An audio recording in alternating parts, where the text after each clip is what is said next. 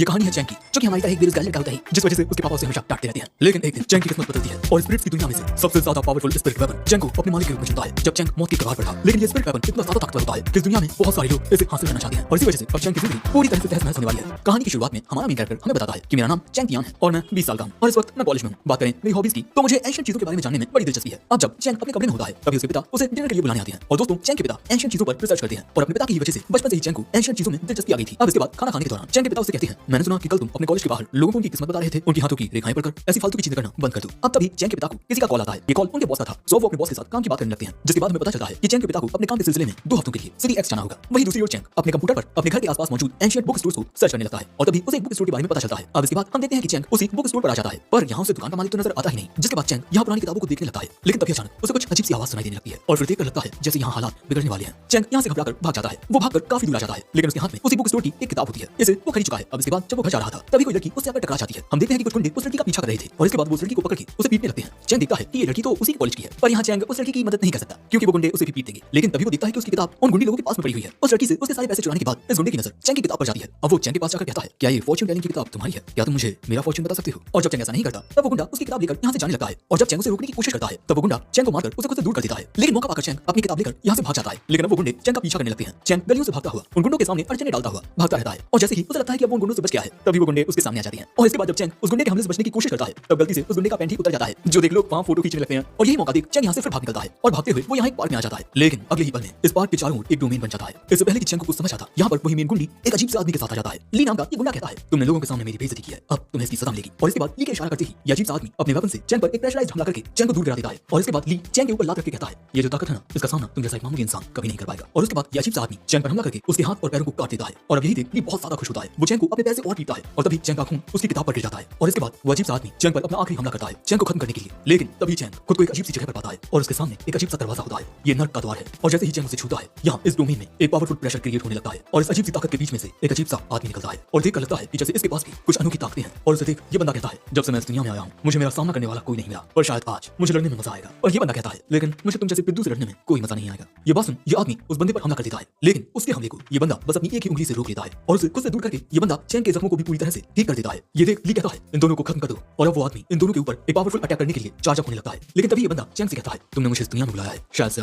वक्त आ गया है। और इसके बाद जब ये आदमी अपना मोस्ट पावरफुल अटैक करता है, तब ये बंदा भी एक बहुत ही पावरफुल अटैक क्रिएट करता है। और दोस्तों ये हमला सच में बहुत ज्यादा खतरनाक था। इस हमले से वो आदमी एक ही बार में खत्म हो जाता है। और इसके बाद हमें जानने को मिलता है कि ये बंदा और वो आदमी ये स्पिरिट्स हैं और इनके पास स्पिरिट पावर होती है। पर यहाँ चैंक को कुछ समझ नहीं आता। दूसरी ओर उस आदमी की स्पिरिट के खत्म होने के बाद यहाँ ली भी बहुत कमजोर पड़ जाता है और इसके बाद यहाँ पर ली की मौत हो जाती है। और इसके बाद वो एक अजीब सी रोशनी बनकर उड़ जाता है। और इसके बाद हम एक लड़की को देखते हैं जो इस अजीब सी रोशनी को देख मुस्कुरा कर कहती है कि आखिरकार तुम मुझे मिल ही गए। अब अगली सीन में चैंक एक डरावना सा सपना देखकर जाग पड़ता है। वो अपने सपने में उस स्पिरिट वाले बंदे को लिप टू लिप किस करने वाला था। वो चैंक की सांस लेता है, क्यों ये सब एक सपना था। लेकिन तभी वो देखता है कि वही बंदा उसके बगल में बिना वस्त्रों के लेटा हुआ है और यही देख वो चिल्ला पड़ता है। इसके बाद चैंक उससे कहता है, क्या बे तू कौन है और बिना कपड़ों के मेरे बिस्तर पर क्या कर रहा है। अब इसके बाद एक साथ वॉकिंग करते हुए चैंक फिर पूछता है, तुम कौन हो और तुमने इतनी आसानी से उस अजीब से आदमी को कैसे हरा दिया था। तभी वो बंदा कहता है, मेरी किस्मत खराब है जो मैं इस दुनिया में तुम्हारे द्वारा समन हुआ। तुम्हारे अंदर तो कोई स्पिरिट पावर ही नहीं है और हम दोनों के एक साथ जुड़े होने की वजह से मेरी पावर भी बहुत कम हो गई है और इसीलिए मैं लगभग अपनी सभी मेमोरीज को भूल चुका हूँ। वैसे दोस्तों अब हम इस बंदे को बाई कहकर बुलाएंगे, ओके। अब इसके बाद चैंक के कमरे में चैंक बाई से कुछ सवाल पूछना चाहता था, लेकिन तभी उसे अपनी मां की आने की आवाज आती है, इसलिए वो बाई को कहीं पर छुपाने लगता है। लेकिन तभी चैंक देखता है कि उससे मिलने के लिए तो एक सुंदर कन्या आई है और इन मोहतरमा का नाम है टीना। और इतनी सुंदर कन्या को देख चैंक का दिल गार्डन गार्डन हो जाता है। और दोस्तों टीना का कहना है कि वो चैंक के साथ उसके कॉलेज में पढ़ती है और वो चैंक के साथ अकेले में कुछ बात करना चाहती है। चैंक की मां इन दोनों को क्वालिटी टाइम देने के लिए बाहर भेज देती है। अब एक साथ घूमते हुए चैंक पूछता है, मिस टीना मैंने आपको अपने कॉलेज में पहले कभी नहीं देखा, क्या आप सच में मेरे कॉलेज में पढ़ती हैं? लेकिन तभी टीना चुटकी बजाती है और उसके ऐसा करते ही वहां उसके कुछ साथी आ जाते हैं। चैंक पूछता है, ये सब क्या है? टीना कहती है, मैं यहाँ एक डील करने आई हूँ, कल तुमने किसी को समन किया था है ना, पर शायद से तुम दोनों ही एक दूसरे को पसंद नहीं करते, कैसा रहेगा अगर तुम उसे मुझे दे दो। अब चैंक के कुछ भी कहने से पहले यहाँ बाई आ जाता है। मैम मुझे लगता है कि आपको ये सवाल मुझसे पूछना चाहिए था। और इसके बाद बाई टीना के हाथ को चूमते हुए कहता है, वैसे आप बहुत खूबसूरत हैं मैम। और टीना यहाँ बाई को देखती रह जाती है कि ये कितना ज्यादा हैंडसम है। अब ये प्यार मोहब्बत वाला सीन देख चैंक कहता है, ये सब क्या हो रहा है और तू साले लड़कियों से तो अच्छे से बात करता है, मेरे सामने एटीट्यूड दिखाता है। और तभी टीना का ये साथी बंदा कहता है, चिरकुट मैडम से दूर हो। और बाई कहता है,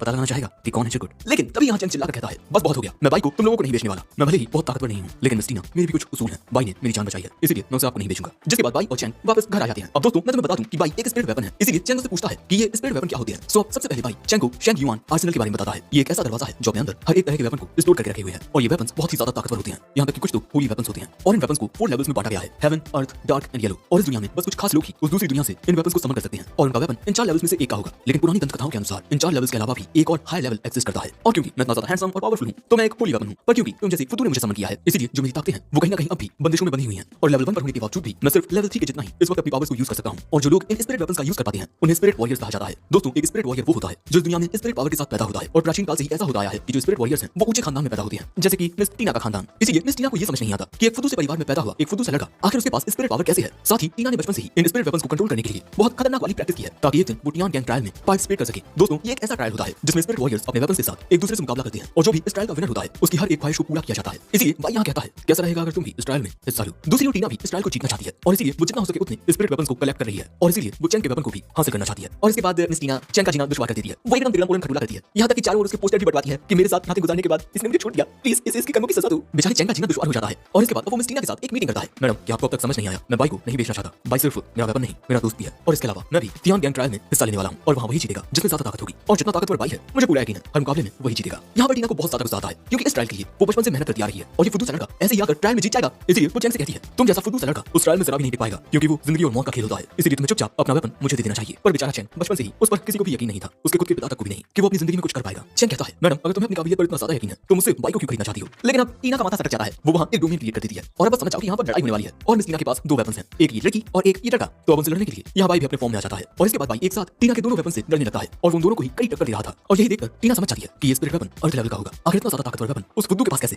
लेकिन एक मिनट, उन दोनों से एक साथ लड़ने के बावजूद भी उसके चेहरे पर जरा सा भी डर नहीं दिख रहा। दोस्तों, मिस टीना के ये दोनों वेपन्स हेवन लेवल के हैं, इसलिए चैंग को यहाँ बाई की थोड़ी चिंता होने लगती है, क्योंकि इस वक्त बाई अपनी पूरी ताकत का इस्तेमाल नहीं कर सकता है। टीना कहती है, जितना मैंने सोचा था ये वेपन उससे ज्यादा टफ है। लेकिन तभी अचानक वहाँ एक बंदा एंट्री लेता है और कहता है, मैं भी इस लड़ाई में शामिल होना चाहता हूँ। और दोस्तों, ये बंदा तियानजुन हॉल से है, और इसका नाम आओ तियान है, और इसके साथ है इसका साथी दोस्त। उसे देख टीना कहती है, आओ तियान, तुम बार बार मेरे काम के बीच क्यों आते हो? क्या तुम मुझसे पिटना चाहते हो? वो कहता है, तुम्हारा ये जो घमंड है ना, इसे चेयरमैन माफ कर सकते हैं, मैं नहीं। और तुम यहाँ इस बच्चे के साथ लड़ने आई हो, मुझे तो इसका वेपन कुछ खास नहीं लगता। ये सुन चैंग कहता है, तुम तो ऐसे बोल रहे हो जैसे तुम्हारे तियानजुन हॉल में बहुत सारे हेवनली वेपन्स हो। ये बात सुनते ही आओ तियान अपने वेपन को समन करता है, जो कि हेवन लेवल का होता है। आओ तियान कहता है, बच्चे, अगर तुम यहाँ से भागना चाहते हो तो भाग जाओ। पर चैंग कहता है, मैं इतनी सुंदर लड़की को यहाँ के लिए छोड़कर भाग तो नहीं सकता। ये बात सुन टीना शर्माने लगती है। सो चैंग कहता है, अरे मैं तुम्हारी बात नहीं कर रहा, मैं तो पिंकी मोहतरमा की बात कर रहा हूँ। ये देख आओ तियान कहता है, क्या बे चिरकुट, तू मेरा सामना अपने पिच्चे से वेपन के साथ करेगा? ये बात सुनते ही बाई आओ तियान के ऊपर एक हमला कर देता है, लेकिन वहाँ कोई निंजा टाइप लड़की आकर आओ तियान को बचा लेती है, और अगले ही पल में मिस टीना अपने वेपन से आओ तियान के किशन पर हमला कर देती है। किशन जियान के हमले को रोक लेता है, और इसके बाद उसे खुद से दूर करके मिस मोई के हमले को भी रोक लेता है। अब इसके बाद इनके बीच फाइट शुरू हो जाती है, लेकिन किशन को यहाँ एक दिक्कत आ रही थी। जियान और मोई का टीम वर्क बहुत ज्यादा परफेक्ट होता है, इसलिए एक के बाद एक लगातार किशन पर हमले होते जा रहे थे। वहीं यहाँ बाई सामना कर रहा है इस निंजा का, और दोस्तों इस निंजा की स्पीड बहुत ज्यादा होती है। ये बहुत तेजी के साथ बाई पर कई हमले करती है, पर बाई इसके सभी हमलों से बच जाता है। और यही देख ये निंजा सोचती है कि क्या ये वेपन सच में सिर्फ अर्थ लेवल पर है।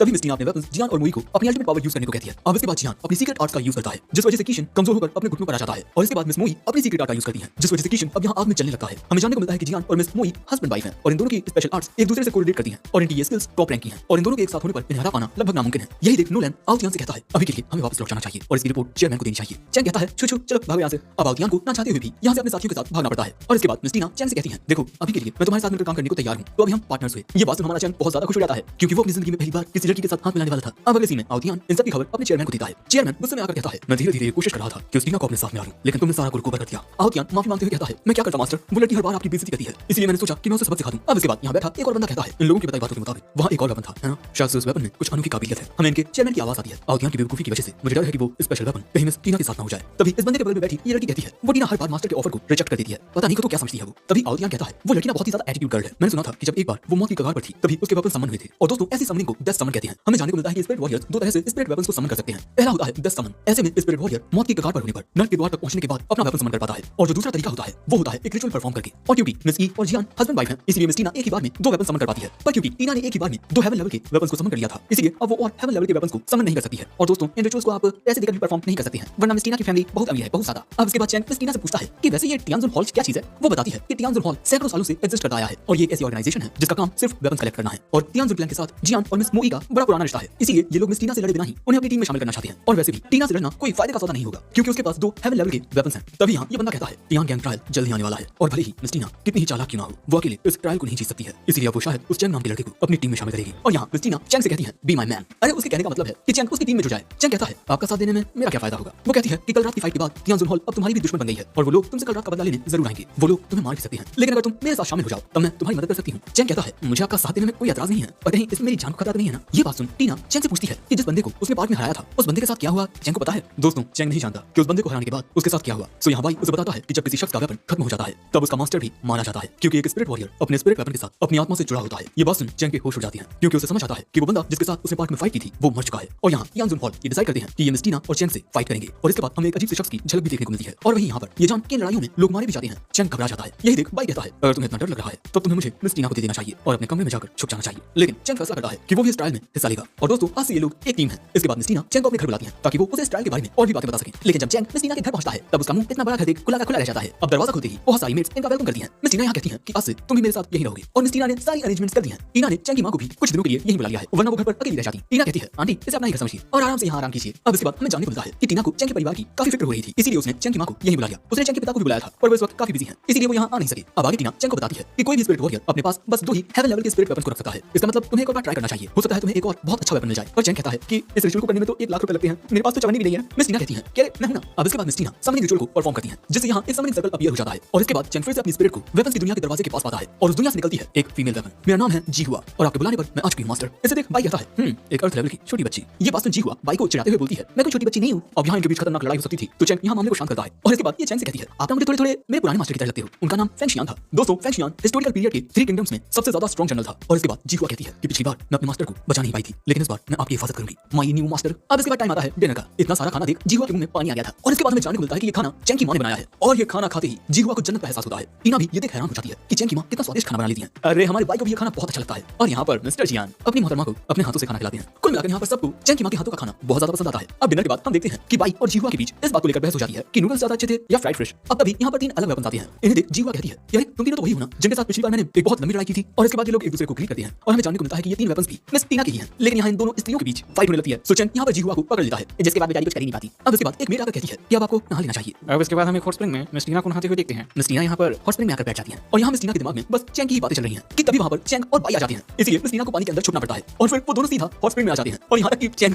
मिस टीना के सिर पर बैठ जाता है, जिस वजह से टीना को बहुत ज्यादा गुस्सा आने लगता है। लेकिन तभी ये दोनों उठकर यहाँ से नहाने के लिए जाने लगते हैं। पहले ये दोनों अपनी बॉडी साफ करेंगे, उसके बाद हॉट स्प्रिंग में नहाने के लिए आएंगे। इसी दौरान मौका देखकर मिस टीना बाहर निकल आती है और फैसला करती है कि वो एक दिन चैंग का खेल खत्म कर देंगी, क्योंकि आज चैंग ने बहुत बड़ी गुस्ताखी कर दी है। लेकिन इसके बाद ये छुपकर उन दोनों की बातें सुनने लगती है। बाई पूछता है कि तुमने मिस टीना की मदद करने का फैसला क्यों किया। वो कहता है यार इतनी प्यारी लड़की को कुछ टच्चे से आदमी परेशान कर रहे थे, एक मर्द होने के नाते आखिर मैं कैसे अनदेखा कर सकता था। और इसके अलावा वो दिल की काफी अच्छी है, वो मेरे अलावा मेरे परिवार की भी परवाह करती है, बस इसीलिए मैं उसकी मदद करना चाहता था। बाई कहता है मिस टीना को तुम्हारी ये बातें सुनकर बहुत अच्छा लगेगा। चैंग कहता है कि पागल है क्या, उसके सामने मैं कभी कुछ बोल नहीं पाऊंगा। लेकिन मिस टीना तो ये सब सुन चुकी है। टीना यहाँ से ये कहकर चली जाती है मुझे नहीं चाहिए तुम्हारी मदद। अब अगले सीन में हम देखते हैं कि चैंग की मां यहाँ से जाने का डिसाइड करती है, क्योंकि अगर वो यहाँ रहेगी और उनके हस्बैंड घर पर पहुंच गए तो उनका ख्याल वहाँ कौन रखेगा। टीना कहती है आंटी आपको कोई भी काम पड़े ना बस मुझे कॉल कर देना, ओके। अब इसके बाद चैंग की मां यहाँ से चली जाती है और उनके जाते ही टीना कहती है हमारे पास आराम करने का बिल्कुल भी वक्त नहीं है, हमें खुद को और ज्यादा ताकतवर बनाना होगा और तुम्हें एक बहुत ही स्ट्रिक्ट ट्रेनिंग करनी पड़ेगी। अब इसके बाद चैंग की इंटी पिंटी ट्रेनिंग शुरू हो जाती है। जियान और मिस की चैंग की ट्रेनिंग करवाते हैं। अब इसके बाद हम देखते हैं कि एक मेडिकल असिस्टेंट वाली वेपन बाई का एग्जामिनेशन करती है। ये एक ऐसी वेपन है जिसके पास लड़ने की कुछ खास काबिलियत नहीं है, इसे बस मेडिकल की नॉलेज है। और बाई की फिजिकल रिपोर्ट देखकर ये कहती है तुम एक होली वेपन हो, लेकिन अगर तुम इसी तरह से लड़ते रहे तब तुम नहीं बच पाओगे। यानी कि शायद से बाई की हालत कहीं ना कहीं खराब होती है। अब अगले सीन में हम देखते हैं कि चैंग इन सब के साथ एक बुक खरीदने के लिए आया है। चैंग की ऐसी हरकतें देख टीना कहती है ये ना बिल्कुल छोटे बच्चे की तरह है। लेकिन ये बात सुनते ही मिस ई थोड़ी उदास हो जाती है और कहती है कि पिछली जिंदगी में तो हम मिल नहीं सके, पर मैं उम्मीद करती हूँ कि इस जिंदगी में हम अपने बच्चे से मिल सके। इसके बाद हम एक छोटे बच्चे को देखते हैं जो कहता है कि पिछली जिंदगी में आप दोनों ने मुझे छोड़ दिया था और इस जिंदगी में भी आप दोनों वैसा ही करेंगे,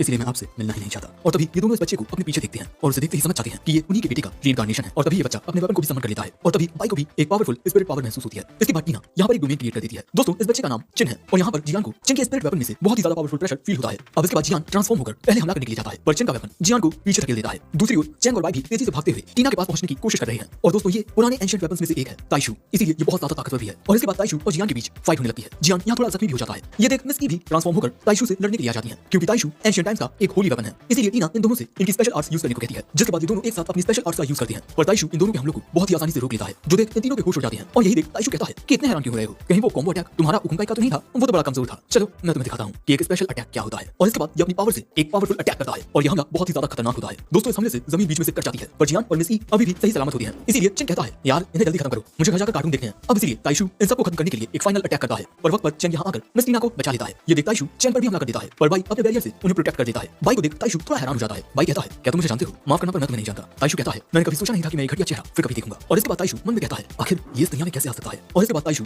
फिर से पावरफुल अटैक की तैयारी करने लगता है और इसी दौरान चिन को एक अजीब सी आवाज परेशान करने लगती है। चिन को तकलीफ में देख ताइशू चिन के पास पहुंच जाता है और कहता है आज तो मैं तुम सबको जाने देता हूं, पर अगली बार मैं तुम सबको खत्म कर दूंगा। और इसके बाद ताइशू चिन को लेकर यहाँ से चला जाता है और अपने बच्चे की ऐसी हालत देख मिस ई पूरी तरह से टूट जाती है। चैंग यहाँ पूछता है कि आपका बेटा आपसे नफरत क्यों करता है। अब अगले सीन में हम इन सबको मेंशन में देखते हैं। चैंग यहाँ फिर पूछता है कि आखिर वो आप दोनों से नफरत क्यों करता है। मिस ई कहती है कि इसकी कुछ वजहें हैं। मेरे पिता वो इजी का जन्म एक बहुत ही अनोखे मुहूर्त में हुआ था और उन्हें फर्स्ट स्वॉर्ड स्मिथ के नाम से जाना जाता था। एक दिन इन बाप बेटी को एक जख्मी लड़का मिला और ये जख्मी लड़का और कोई नहीं जियान था। इसके बाद जियान इन्हीं के साथ रहने लगा और वो मिस ई के पिता के साथ मिलकर स्वॉर्ड स्मिथ का काम करने लगा और फिर धीरे धीरे इन दोनों को एक दूसरे से प्यार हो गया। और एक दिन महाराज की ओर से मिस ई के पिता को एक आदेश मिला कि वो महाराज के लिए 3 तलवारें बनाए, जिसके बाद जियान और मिस ई के पिता ने एक साथ मिलकर 3 अनोखी तलवारें बनाई। तलवारें बनाने के बाद इनका परिवार एक सफर पर निकल गया, एक ऐसा सफर जिसमें ये लोग ताकतवर तलवारें बनाते। चलते चलते ये लोग एक पहाड़ के पास पहुंचते हैं और वहां पहुंचकर इन्होंने तलवारें बनाना शुरू कर दिया और 3 साल के बाद इन्होंने एक तलवार बनाई जिसे पूरे यूनिवर्स में द बेस्ट स्वॉर्ड का दर्जा भी मिला। और दोस्तों इस वक्त वो तलवार यान जुन हॉल के मास्टर ज़न लू के पास है। लेकिन तलवारें बनाने के बाद जब ये अपने गांव में वापस पहुंचे तब वहां एक युद्ध चल रहा था और युद्ध की वजह से जियान और मिस ई अपने पिता से अलग हो गए और उसके बाद ये लोग अपने पिता से से वापस कभी नहीं मिले। इसके बाद वहाँ के महाराज ने इन्हें फिर से एक आदेश दिया कि ये फिर से उनके लिए अनोखी तलवारें बनाएं, पर इस बार इन्होंने मना कर दिया और इसीलिए गुस्से में आकर उस राजा ने उस गांव को ही पूरी तरह से जला दिया जिसमें ये रहा करते थे। और इसके बाद ना चाहते हुए भी इन्होंने 2 होली कोर्स से तलवारें बनाने का काम शुरू कर दिया। लेकिन होली कोर्स से बनने वाली तलवारों को बनाने का रिचुअल बहुत अलग होता है। इन्होंने आग में अपने खून की आहुति भी दी और आखिरकार ये तलवारें बनाने में कामयाब रहे। वैसे इस टाइम तक मिसी गर्भवती हो चुकी थी और क्योंकि जियान को राजा की नियत पर शक था इसीलिए वो अपने साथ सिर्फ फीमेल स्वॉर्ड को लेकर गया और उसने मेल स्वॉर्ड को अपनी बीवी के पास छुपा कर रख दिया। और इसके बाद वही हुआ जिसका जियान को डर था। राजा ने जियान को मरवा दिया और फिर उसने मिसी को भी ढूंढकर उन्हें भी मरवा दिया। लेकिन इस वक्त तक मिसी अपने बच्चे को जन्म दे चुकी थी और उनके बच्चे को एक बूढ़े आदमी ने बचा लिया था और फिर उसी ने उस बच्चे का पालन पोषण किया। थोड़ा बड़ा होने के बाद वो बच्चा अपने माता पिता की मौत का बदला लेने गया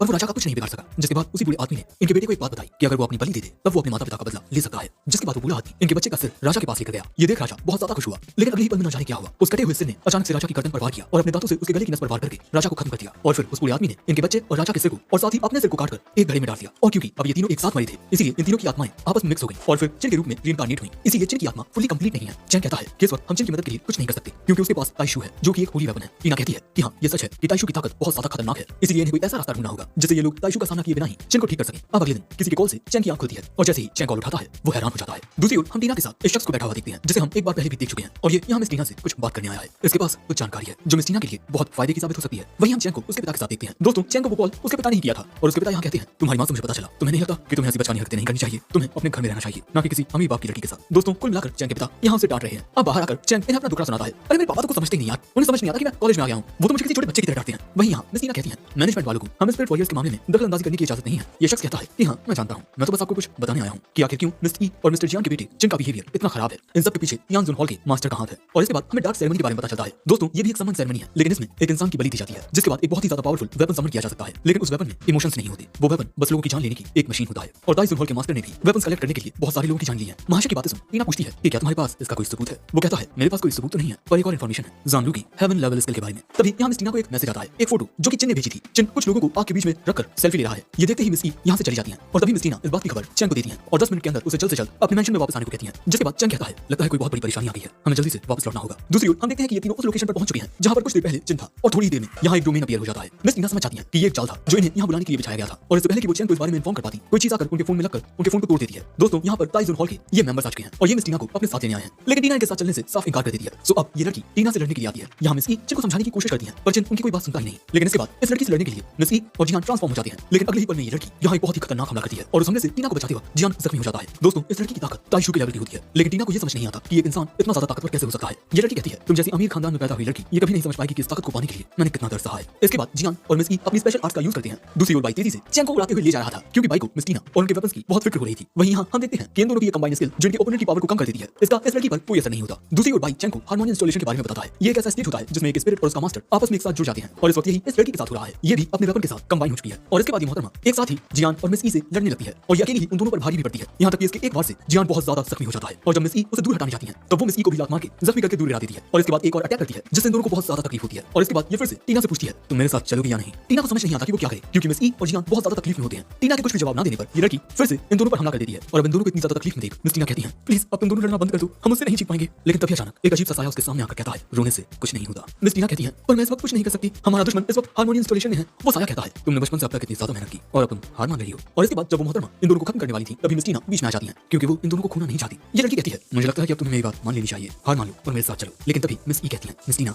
आप हमारी थी, हमारी औलाद जैसी हैं, हमने आपको बचपन से अब तक बड़े होते हुए दिखा है और हमें सच में आप पर गर्व है। और अगले पल में हम देखते हैं कि यहाँ बहुत तेज रोशनी चमकने लगती है। यानी कि दोस्तों इन तीनों के बीच हार्मोनियम इंस्टॉलेशन का प्रोसेस शुरू हो गया है। यानी कि ये एक दूसरे के साथ एक इतना गहरा बॉन्ड बना चुके हैं कि अब ये हार्मोनियम इंस्टॉलेशन कर सकते हैं। और इसके बाद हम देखते हैं कि मिस टीना की फुल ट्रांसफॉर्मेशन होने लगती है, आउटफिट वगैरह चेंज हो जाते हैं और मिस टीना के पास ये दोनों तलवारें भी होती हैं। और ये देख ये लड़की हैरान रह जाती है और अब यहाँ टीना कहती है तुमने मेरे परिवार को नुकसान पहुंचाया है और अब तुम्हें इसकी सजा मिलेगी। टीना की बात सुन ये लड़की कहती है इतनी ओवर कॉन्फिडेंट मत हो, तुम जिस लेवल पर अभी पहुंची हो मैं वहां बहुत पहले पहुंच चुकी हूँ। टीना कहती है मैं समझ चुकी हूँ कि यहाँ तक पहुंचने के लिए तुमने भी बहुत दर्द सहा है लेकिन तुमने मेरे परिवार के साथ जो किया है मैं उसके लिए तुम्हें माफ नहीं कर सकती। और इसके बाद ये दोनों एक दूसरे से लड़ने के लिए तैयार हो जाती हैं। दूसरी ओर हम आउटियान और नोलन को देखते हैं जो टीना के मेंशन के पास आ चुके हैं। इनका प्लान है टीना के मेंशन को बर्बाद करना और इनकी मदद के लिए इनके साथ यहाँ बहुत सारे लोग होते हैं। लेकिन मेंशन के पास पहुंचते ही इन लोगों को रुकना पड़ता है क्योंकि यहाँ इन्हें रोकने के लिए जी हुआ मौजूद थी। तुम सभी यहाँ से वापस चले जाओ वरना मैं तुम सबकी टांगें तोड़ दूंगी। अब इसके बाद हमें पता चलता है कि दुश्मन के इस प्लान का अंदाजा बाइक को पहले ही लग चुका था कि दुश्मन ने इनके लिए एक जाल बिछा कर रखा है। ये बात जानने के बाद चैन यहाँ एक प्लान बनाता है जिसमें ये सबसे पहले दुश्मन का सामना करने के लिए जी हुआ को भेजेंगे और अब इनकी जीत इसी प्लान पर डिपेंड करती है। और अब प्रेजेंट में दुश्मन जीहुआ की बात नहीं सुनते। आउतियान अपने वेपन से जीहुआ पर हमला बोल देता है। अब आउतियान किशन के साथ जीहुआ का सामना करने लगता है और नोलन इनके बाकी के साथियों को ऑर्डर देता है कि ये लोग चौकन्ने रहें। दोस्तों हम देखते हैं कि जीहुआ किशन को अपने पीछे भगाकर ले जा रही होती है और यही इनका प्लान होता है। जैसे ही बाकी के ये गद्दार मेंशन में अंदर जाने के लिए आगे बढ़ते हैं, इनका सामना करने के लिए सबसे पहले बाई आता है। दोस्तों शायद से ये हमें पास का सीन दिखाया जा रहा है जब टीना ने चंग को कॉल करके उसे मेंशन में आने के लिए कहा था। अब यहाँ टीना के बाकी के वेपन्स भी होते हैं और अब यहाँ पर इन लोगों के बीच फाइट होने लगती है। यहाँ पर मिस टीना के वेपन्स बहुत ही आसानी से विलेंस पर भारी पड़ रहे थे, वो उन्हें खत्म करते जा रहे थे और तभी यहाँ बाई अपनी पावर का यूज करके बहुत सारे एनिमीज को एक ही बार में खत्म कर देता है। और जब तक चंग बाहर आकर बाई को रोकता है कि वो इन सबको खत्म न करे, तब तक काफी देर हो चुकी थी। बाई उन सभी को एक ही बार में खाक कर देता है। चंग गुस्से में कहता है कि तुम्हें सबको मारने की क्या जरूरत थी। बाई कहता है क्या तुम्हें ये बात अब तक समझ नहीं आई कि टियान गैंग ट्रायल में हिस्सा लेने का मतलब ही अपनी जान को दांव पर लगाना होता है। साथ ही अपने दुश्मन की जान लेते वक्त हमें जरा भी नहीं हिचकिचाना चाहिए। दूसरी ओर हम देखते हैं कि टीना अब जाकर इस लड़की पर हमला करती है और टीना का ये अटैक काफी ज्यादा पावरफुल होता है। इसकी ताकत इतनी ज्यादा होती है कि वो लड़की काफी दूर फिर जाती है, लेकिन इसके बाद भी टीना लगातार हमले करना जारी रखती है और उसके हमले अब इस लड़की को काफी ज्यादा डैमेज पहुंचा रहे थे। बस 2 हमलों में ही ये लड़की बहुत ज्यादा कमजोर पड़ जाती है और एक पिलर से जाकर टकराती है और इसके बाद टीना उसके सामने आकर कहती है शायद से मैं ये मुकाबला जीत चुकी हूं। लेकिन वो लड़की यहाँ फिर से खड़ी होती है और टीना पर एक पावरफुल अटैक करती है और उसके हमले से बचकर टीना पलटवार करती है और इस हमले की वजह से वो लड़की बहुत ही ज्यादा कमजोर पड़ जाती है। अब इसका स्पिरिट वेपन इससे कहता है कि अब ये लड़की बहुत ज्यादा ताकतवर हो चुकी है, हम इसे नहीं हरा पाएंगे और इसलिए अब इस लड़की को यहाँ से भागना पड़ता है। चिन अपने वेपन के साथ ये सब देख रहा था कि टीना का हार्मोनी इंस्टॉलेशन काफी ज्यादा पावरफुल है। सब चिन भी यहाँ से जाने का फैसला करता है, लेकिन जाने से पहले वो कहता है अगली बार जब हमारी मुलाकात होगी तब तुम सब मारे जाओगे। लेकिन दुश्मन के जाते ही हम देखते हैं कि टीना थककर अपने घुटनों पर बैठ जाती है क्योंकि उसने लगभग अपनी पूरी स्पिरिट पावर का यूज कर लिया है। दूसरी ओर हम देखते हैं कि जीहुआ किशन को काफी ज्यादा दूर लेकर आ चुकी है। तभी आउतियान किशन को जीहुआ पर हमला करने को कहता है। किशन जाकर सीधा जीहुआ पर अटैक करता है और ये अटैक काफी पावरफुल होता है और तभी अचानक नोलन की वेपन पीछे से आकर जीहुआ पर हमला करती है और वक्त पर वहां बाई आकर जीहुआ को बचा लेता है। अब ये सब देखकर ये दोनों समझ जाते हैं कि ये इनका प्लान था, लेकिन फिर भी नोलन कहता है तुम्हें क्या लगता है तुम इस जीहुआ और इस अजीब से वेपन के साथ हमारे 2 हेवन लेवल वेपन्स को हरा पाओगे। और इसके बाद ये दोनों एनिमी वेपन लड़ने के लिए तैयार हो जाती हैं। ये निंजा को गायब कर लेती है और वहीं बाई किशन के हमले को रोकता है, लेकिन उसका हमला काफी पावरफुल होता है। हालातों को देख चेंग सोचने लगता है कि अब उसे क्या करना चाहिए क्योंकि इस वक्त जीहुआ उसे प्रोटेक्ट कर रही है, वहीं बाई को अकेले किशन का सामना करने में दिक्कत आ रही है। साथ ही इनका एक और वेपन है जिस वक्त इनविजिबल है। तभी चेंग को एक आइडिया आता है और इसके बाद वो जीहुआ के साथ आउतियान पर हमला कर देता है, जो देख नोलन को अपने वेपन से आउतियान को बचाने के लिए जीहुआ को रोकना पड़ता है और इसी मौके का फायदा उठाकर बाई निंजा पर हमला कर देता है और हम देखते हैं कि किशन एक बैरियर बनाकर निंजा को बचा लेता है और तभी जो निंजा होती है वो चेंग पर एक जानलेवा हमला कर देती है। अब इसके बाद हमें जीहुआ का उसके पुराने मास्टर के साथ लास्ट मोमेंट दिखाया जाता है जहां जीहुआ का मास्टर उसकी आंखों के सामने मर रहा था। उसका मास्टर कहता है माफ करना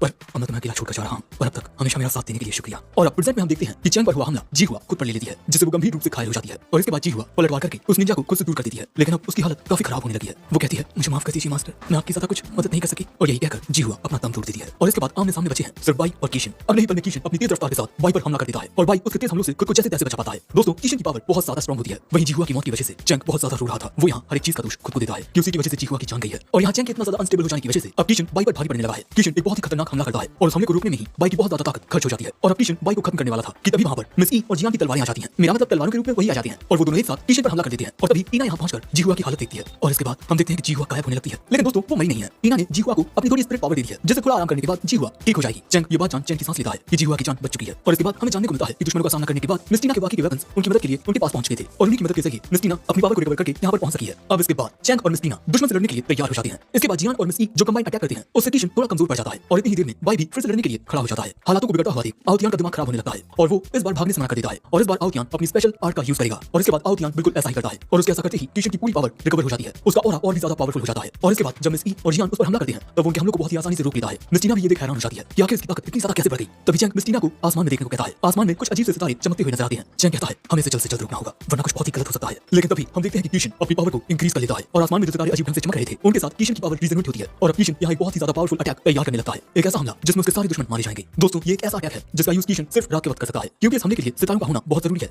और इस हमले का कोई तोड़ नहीं है। और इसके बाद किशन अपना ये अल्टीमेट अटैक करता है। बाई इस हमले को सीधा अपने हाथों से रोकने की कोशिश करने लगता है पर ऐसा करने में उसे बहुत ज्यादा दिक्कत आ रही थी। ये देख चेंग भी सोचने लगता है कि उसे बाई की मदद के लिए क्या करना चाहिए और अगले ही पल में वो अपने हाथ को काटकर बाई की ओर भागता है और इसके बाद हम दोनों को बाई के इनर स्पेस में देखते हैं। बाई कहता है तुम जो करने का सोच रहे हो ऐसी सिचुएशन में तुम्हारी जान भी जा सकती है, लेकिन चेंग कहता है मैं अपने दोस्तों को बचाने के लिए अपनी जान खतरे में डालने के लिए तैयार हूं। ये बात सुन बाई कहता है कि जैसा तुम कहो। अब इसके बाद हम देखते हैं कि बाई किशन के अटैक पर काउंटर अटैक करने लगता है जो देख किशन अपनी पावर को और बढ़ाता है जिस वजह से चेंग और बाई दोनों को ये दिक्कत होने लगती है। लेकिन अब यहाँ बाई एक सीक्रेट टेक्निक का यूज करता है और ये टेक्निक बहुत ही आसानी से किशन के पावरफुल अटैक को न्यूलिफाई कर देती है और उसके ऐसा करते ही चेंग कमजोर होकर गिर पड़ता है जो देखती ना चेंग की ओर जाने की कोशिश करती है पर मिस ई उसे रोक लेती है। और इसके बाद हम देखते हैं कि बाई किशन के अटैक को उसी की ओर फायर कर देता है और अपना खुद का हमला लगने की वजह से किशन यहाँ हार जाता है। अब ऐसी सिचुएशन को देख आउतियान को नोलन के साथ यहाँ से भागना पड़ता है और अगले ही पल में मिस टीना तुरंत चेंग के पास आती है पर चेंग बेहोश हो चुका है। दूसरी ओर ये दोनों वहां से भागकर थोड़ी दूर आ जाते हैं। आउतियान यहाँ काफी गुस्से में होता है क्योंकि अपनी जान बचाकर भागना पड़ा है। नोलन उसे समझाता है कि इस वक्त सिचुएशन बहुत ज्यादा खराब है इसलिए इन्हें हर एक फैसला सोच समझ कर लेना होगा और अगले ही पल में कोई नोलन के पीछे आ जाता है और इसके बाद वो उसे मार देता है। आउतियान की आंखों के सामने उसका दोस्त मारा जाता है और उसके होश ये देखकर उठ जाते हैं कि ऐसा करने वाला बाई होता है। तो दोस्तों ये बाई असल में है कौन और क्या अब चेंग की जान बच पाएगी? इन सवालों के जवाब हमें अगले पार्ट में मिलेंगे और अगला पार्ट देखने के लिए वीडियो को लाइक करके हाइप जरूर कर देना और साथ ही कमेंट भी कर देना। मैं जल्द से जल्द इसका नेक्स्ट पार्ट लेकर आ जाऊंगा।